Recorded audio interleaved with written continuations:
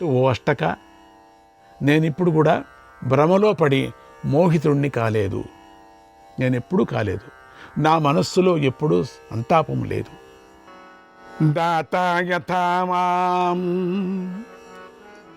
విదధీత లోకే ధ్రువం తథాహం భవతేతి మత్వా. ఈ లోకంలో బ్రహ్మదేవుడు నన్ను ఎలా నడిపిస్తున్నాడో నేను అలాగే ఉంటాను అని భావించాడు. ఆయన ఎట్లా పెట్టాడో ఆ విధంగా నేను ఉంటున్నాను. పరమాత్మ దాతా యథా మాం విదధీత లోకే ధ్రువం తథాహం భవతేతి మత్వా.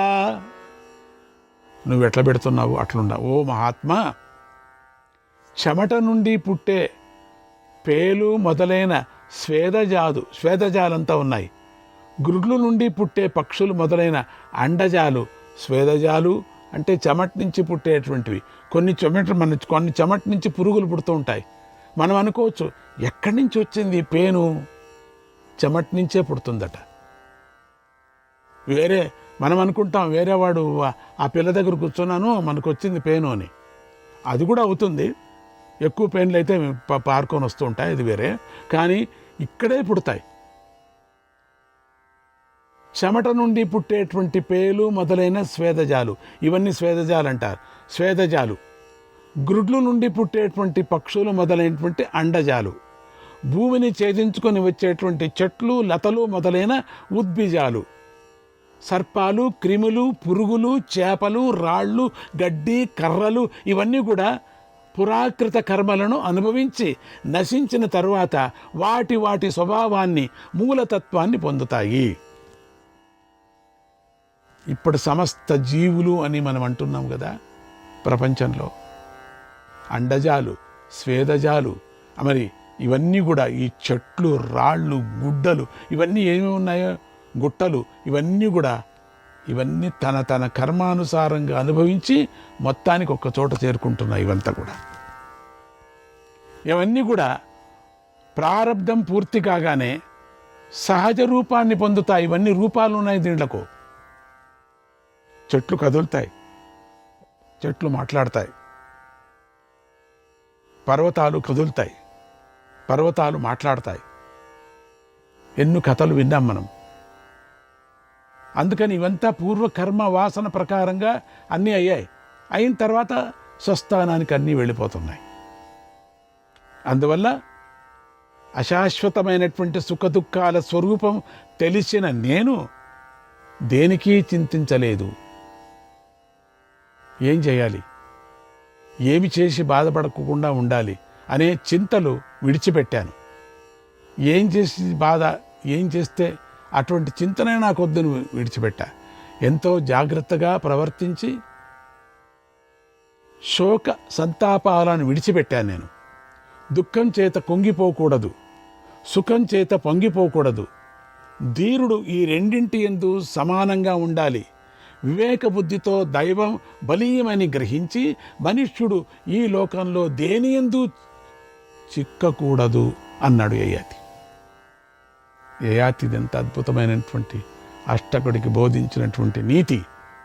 మళ్ళీ మనం ఒక్క పర్యం చదువుకుంటే అసలు ఇదే నీతి, మనకు ఇదే మోక్షదారి. ఇంతే చాలు. ఇంతలోనే ఉంది మోక్షం, ఇంతలోనే ఉంది. ఈ యయాతి అష్టకుడికి మాతామహుడవుతాడు, అంటే తల్లి వైపు నుంచి తాత అవుతాడు. అందువల్ల యయాతికి అష్టకుడు మనుమడు అవుతాడు కూడా. ఆ యయాతి అంతరిక్షంలో నిలిచి ఉన్న స్వర్గంలో ఉన్నట్లుగా భావించి అష్టకుడు ఇలా అడిగాడు, మహారాజా, నువ్వు మహాత్ముల్లాగా ధర్మాలను ఉపదేశిస్తున్నావు. ఇంకా పడుతున్నాడు కింద, అసలు మధ్యలో పడలేదు, అట్లా ఆకాశంలో ఉన్నాడు. అందుచేత ఏ ఏ లోకాల్లో ఎంతెంత కాలం ఉండి సుఖాలను అనుభవించావో ఆ లోకాల గురించి ఉన్నది ఉన్నట్లుగా చెప్పు అన్నాడు. యయాతి చెప్తున్నాడు, నేను ఈ లోకంలో చక్రవర్తిగా ఉండి సత్కర్మలను ఆచరించి గొప్ప గొప్ప లోకాలను జయించాను. ఇది ఒకటా రెండా? ఈ భూలోకంలో నేను చేసినటువంటి యాత్ర అద్భుతమైంది. దండయాత్ర అంతా గెలిచాను. ఆ లోకంలో 1000 సంవత్సరాలు నివసించాను. తర్వాత ఉన్నతమైన లోకాన్ని పొందాను. తర్వాత 100 యోజనాలు కలది 1000 ద్వారాలు కలది అయినటువంటి ఇంద్రుడి అమరావతి నగరానికి వెళ్ళాను. అక్కడ 1000 సంవత్సరాలు ఉన్నాను. తర్వాత ఉన్నత లోకానికి చేరుకున్నాను. తరువాత దివ్యమైనది, ముసలితనము లేనిది, లోకపాలు కొరకు దుర్లభమైనది అయినటువంటి ప్రజాపతి లోకానికి వెళ్ళాను. అక్కడ 1000 సంవత్సరాలు నివసించి ఉన్నత లోకానికి చేరుకున్నాను. అక్కడ బ్రహ్మదేవుడి భవనంలో ఉండి అక్కడి లోకాల్లో స్వేచ్ఛగా విహరిస్తూ నివసించాను. అక్కడ గల దేవతల చేత పూజింపబడుతూ వారి ప్రభావాన్ని, తేజస్సును నేను పొందాను. తర్వాత నందనవనానికి చేరి ఇచ్ఛానుసారంగా రూపాలు ధరించి 10 లక్షల సంవత్సరాలు అప్సరసలతో విహరించాను. అందమైన పూలు, పండ్ల వృక్షాలను చూస్తూ, మంచి మంచి పండ్ల వృక్షాలను చూస్తూ నివసించాను. ఇలా దేవలోకాల సుఖాల పట్ల ఆసక్తుడనై కాలం గడుపుతూ ఉండగా ఒక రోజున భయంకర రూపంలో ఉన్నటువంటి ఒక దేవదూత నా దగ్గరికి వచ్చాడు. నన్ను చూసి పడిపో పడిపో పడిపో అని బిగ్గరగా 3 సార్లు పలికాడు. ఓ అష్టక, నాకింత మాత్రమే గుర్తుంది. పుణ్యక్షయం కారణంగా నేను నందనవనం నుండి క్రింద పడ్డాను. అప్పుడు ఆకాశంలో నా కోసం దుఃఖిస్తున్న దేవతలు ఎంతో జాలిగా, అయ్యో ఎంత కష్టం కలిగింది పుణ్యాత్ముడు, పవిత్ర కీర్తిశాలి అయినటువంటి యయాతి పుణ్యం నశించి క్రిందకు పడిపోతున్నాడు అన్నారు. క్రిందకు పడిపోతున్న నేను ఆ మాటలు విని, ఓ దేవతలారా, నేను సాధు పురుషుల మధ్యలో పడే ఉపాయం చెప్పండి అని ప్రార్థించాను. దేవతలు మీ యజ్ఞభూమి గురించి చెప్పారు. నాకు ఈ దారిని చూపించారు. నేను ఈ భూమిని చూసి వేగంగా వచ్చాను ఇక్కడికి. అయ్యా, పవిత్రమైన హవిస్సు నుండి ప్రకటమయ్యే ఈ సుగంధ ధూపం, ఈ ధూమముందే నా హృదయానికి శాంతిని, మనస్సుకు ఆహ్లాదాన్ని కలిగించింది అన్నాడు యయాతి మహారాజు. అక్కడి నుంచి వచ్చేటువంటి ఈ హోమ యజ్ఞం కుండం నుంచి వచ్చేటువంటి ఆ ధూపం ఏముందో, ఆ పొగ ఏముందో నాకు ఆనందాన్ని కలిగించింది. ఓం శ్రీకృష్ణాయ పరమాత్మనే నమః. అష్టకుడు యయాతితో, కృతయుగ రాజులలో ప్రధానుడైనటువంటి యయాతి మహారాజా, స్వేచ్ఛగా ఇష్టం వచ్చిన రూపాలు ధరించి 10 లక్షల సంవత్సరాలు నందనవనంలో విహరించానని చెప్పావు. దానిని విడిచి ఎందుకని భూలోకానికి వచ్చావు అని అడిగాడు. తాను నోటి నుంచి చెప్పించడానికి యయాతి ఇలా చెప్పాడు. ఈ భూలోకంలో ధనం నశించిన వాడిని బంధువులు, మిత్రులు, తనవారు అందరూ కూడా ఎలా విడిచిపెడతారో, అలాగే పరలోకంలో పుణ్యము క్షీణించగానే ఈశ్వరుడితో పాటు సమస్త దేవతలు విడిచిపెడతారన్నాడు. ఇది మనకు కావలసినటువంటి నీతి. ఇప్పుడు కావలసిన నీతి మనకు. ఈ మంత్రాన్ని మర్చిపోవకండి. నేను ఈ శ్లోకాలంతా మంత్రం అంటే, ఎందుకంటే అటువంటి అద్భుతమైనటువంటి 1,00,000 శ్లోకాల్లో కొన్ని శ్లోకాలు మాత్రమే నేను తీసుకున్నాను. ఈ మంత్రం, దానికి మంత్రము అని పేరు పెట్టుకున్నా. ఈ మంత్రాన్ని ఎవరు కూడా వదలొద్దండి. మంత్రమే అది. ఇది ఇప్పటి కాలానికి కావాలి మనకు. ఇప్పటి కాలానికి కావలసినటువంటి ఒక నీతి. మన దగ్గర డబ్బు ఉంటే కదా అందరూ వస్తారు. అట్లా డబ్బు గలవాడి దగ్గర జనం చేరతారు. డబ్బు అయిపోతూనే పరిగెత్తిపోతారు, ఎవరు ఉండరు. తనకు అప్పు కూడా ఎవరు ఇవ్వరు మళ్ళీ. అప్పుడు వెంటనే అష్టకుడు, ఓ రాజా, స్వర్గంలో మనుష్యుల పుణ్యం ఎలా క్షీణిస్తుంది? నాయనా, నా పుణ్యం అంతా క్షీణించింది కాబట్టి కిందికి వస్తున్నాను అన్నాడు. అయితే ఎట్లా క్షీణిస్తుంది? ఈ విషయంలో నా మనస్సు మోహం చెందుతుంది. ఎలాంటి పుణ్యం చేసుకుంటే పునరావృత్తి రహితమైనటువంటి ఎలాంటి నివాసం లభిస్తుంది మనకు? నిన్ను ఆత్మజ్ఞానం కలవాడిగా భావిస్తున్నానన్నాడు. నాకు ఆత్మజ్ఞానాన్ని ప్రసాదించు అనే విధంగా అడుగుతున్నాడు. యయాతి అంటున్నాడు, రాజా స్వర్గానికి వెళ్ళిన ఏ పుణ్యజీవి తాను చేసిన పుణ్యకర్మను స్తుతించుకుంటుందో, గొప్పలు చెప్పుకుంటుందో, ఆ జీవి భూమి అనేటువంటి నరకంలో భౌమ నరకం పడతాడు. భూమి అనేటువంటి ఒక నరకంలో పడిపోతాడు. అక్కడ తనను తాను పొగుడుకునేవాడు, తనను తాను గొప్పలు చెప్పుకునేవాడు. ఇక్కడ చెప్పకూడదు, అక్కడ చెప్పకూడదు. ఇక్కడ చెప్తే మళ్ళీ పాతాళానికి వెళతాం, అంతే. పాతాళం అంటే భూమి వదిలి చీకటి లోకం ఇంకోటి ఉంది, లోకం. ఆ లోకానికి వెళ్ళిపోతాం. ఇక్కడ వెలుతురు కూడా లేదు, చల్లగా ఉంటుంది, ఆక్సిజన్ ఉండదు. పాతాళ లోకానికి వెళ్ళిపోతాం, బలిచక్రవర్తి వెళ్ళిపోయినట్టుగా. అందుకని ఇక్కడ ఆ స్వర్గం నుంచి ఈ భూలోకానికి ఇదొక భూ నరకం అని అంటారు కూడా. అంటే కర్మ చేసేటువంటి భూ నరకం ఇది. భూమి స్వర్గమే. ఎట్లా ఉండే వాళ్ళకి స్వర్గం ఇంతవరకు చెప్పుకొచ్చానే, అవన్నీ అట్లా ఉంటేనే స్వర్గం, లేకపోతే నరకం. భౌమ నరకం అంటారు దీన్ని. ఆ భౌమ నరకంలో పడతారు. ఇక్కడ గ్రద్దలు, నక్కలు, కాకులు తినేటువంటి ఈ శరీరం కోసం అనేక శ్రమలు పడతారు. ఈ శరీరం తీసుకుపోలేం కదా, ఇక్కడ వేసేస్తాం. ఈ లోకంలో ఇవి మట్టి పురుగులు తింటాయి, లేక కాల్చేస్తే అంతే, కాల్చేస్తే అది కూడా అంతేనే, మళ్ళీ అంతే. మళ్ళీ ఆ బూది అంతా మళ్ళీ మట్టిలో కలుస్తుంది. పుత్రులు పౌత్రుల రూపంలో వృద్ధి చెందుతారు. మళ్ళీ ఎట్లా వృద్ధి చెందుతారంటే పుత్రులుగా, మళ్ళీ వాళ్ళ యొక్క పిల్లలుగా వృద్ధి చెందుతారు. వృద్ధాప్యము రోగాలతోనూ శరీరం క్షీణిస్తుంటే పుత్ర పౌత్రాది మోహంతో తిరుగుతూ ఉంటారు. ఈ లోకంలో సుఖ అనే భ్రాంతియే కానీ సుఖం లేదు. కనుక ఈ లోకంలో మానవుడు నిందించదగిన కర్మలను విడిచి సత్కర్మలనే చేస్తూ విజ్ఞానాన్ని సంపాదించాలి. ఇది నీతి.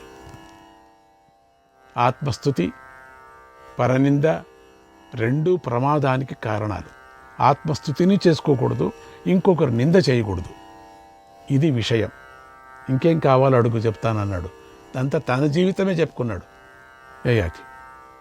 అప్పుడు అష్టకుడు, ఓ రాజర్షి, మానవుడు మరణించిన తర్వాత ఈ కళేబరాన్ని గద్దలు, నెమళ్ళు మొదలైన జంతువులు, అంటే ఏ జంతువులో పొడుచుకొని తింటే మళ్ళీ ఆ జీవి ఏ రూపంలో ఎక్కడ పుడతాడు?